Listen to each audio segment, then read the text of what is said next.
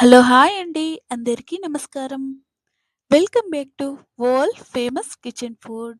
ఈరోజు మనం ఎంతో టేస్టీగా ఉండేటువంటి, హెల్తీ అయినటువంటి పచ్చి కొబ్బరితో చట్నీనైతే ప్రిపేర్ చేసుకుంటున్నాం. తప్పకుండా ట్రై చేయండి. అలాగే ట్రై చేసి ఎలా ఉందో కామెంట్ అయితే చేయండి.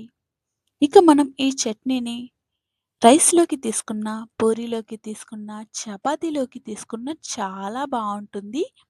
ఇక మెయిన్‌గా నేను మాత్రం చపాతీలోకైతే ప్రిఫర్ చేస్తున్నాను. ఎందుకంటే చపాతీలోకి ఇంకా చాలా బావుంటుంది కాబట్టి. ఇక మనం ఎప్పుడైనా కర్రీస్ ప్రిపేర్ చేస్తునేటప్పుడు గ్రేవీ కొరకు కూడా మనం ఈ చట్నీని వాడుకోవచ్చు. చూసారు కదండీ! కర్రీ చూస్తేనే అద్భుతంగా ఉంది. చాలా టేస్టీగా ఉంది. స్మెల్ అయితే అద్దిరిపోతుంది. ఇక మనం ఈ చట్నీ ఎలా ప్రిపేర్ చేసుకోవాలో ఇప్పుడైతే మనం తెలుసుకుందాం. దీనికోసమైతే పచ్చి కొబ్బరినైతే తీసుకోవాలి.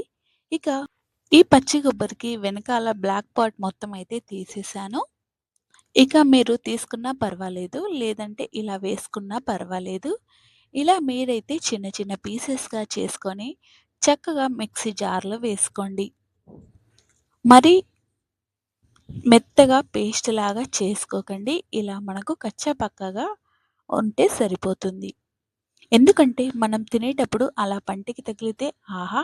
చాలా అద్భుతంగా అనిపిస్తుంది కాబట్టి ఇలా కాస్త కచ్చా పక్కాగానే పేస్ట్ చేసుకోండి.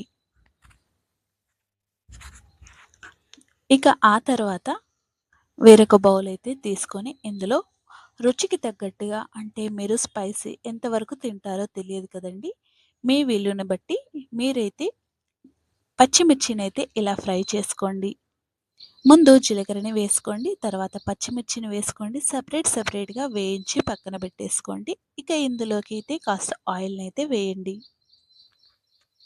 ఇక పచ్చిమిర్చిని చక్కగా వేయించుకునేటప్పుడు కొద్దిగా ఇలా పచ్చి శనగపప్పును కూడా వేసుకోండి.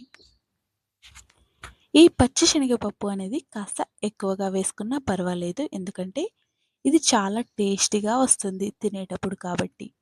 ఇక ఆ తర్వాతే పచ్చిశనగపప్పుని ఎంత వేస్తున్నారో అంతకు సగం వంతుగా మీరు మినపప్పునైతే వేసుకోండి.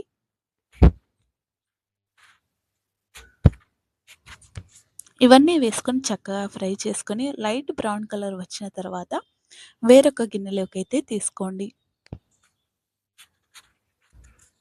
ఇక అదే ప్యాన్‌లో మనం ఆయిల్ అనేది వేసుకొని కొద్దిగా జీలకర్ర వేసుకొని, ఆవాలు కూడా హాఫ్ టేబుల్ స్పూన్ వరకు వేసుకొని, పసుపుని వేసుకుంటే సరిపోతుంది. మీకు అందుబాటులో ఉంటే కరివేపాకు కూడా వేసుకోండి.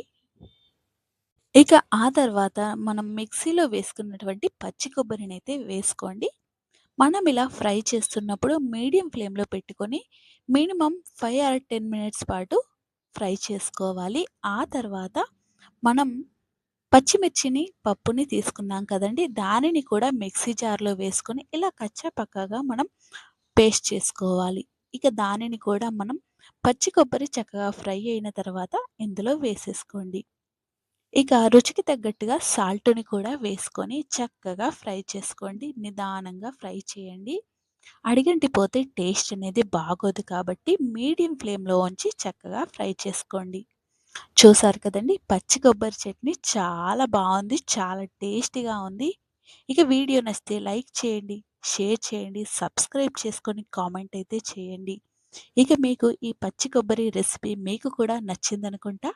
ఇక ఆలస్యం చేయకుండా వెంటనే మీ ఇంట్లో కూడా ఈ పచ్చి కొబ్బరి ప్రిపేర్ చేసుకొని ఎలా ఉందో కామెంట్ చేయండి. ఇక మా వీడియోనైతే మీరు పూర్తిగా చూసినందుకు ధన్యవాదాలు. Thank you for watching. అందరికీ థాంక్ యూ.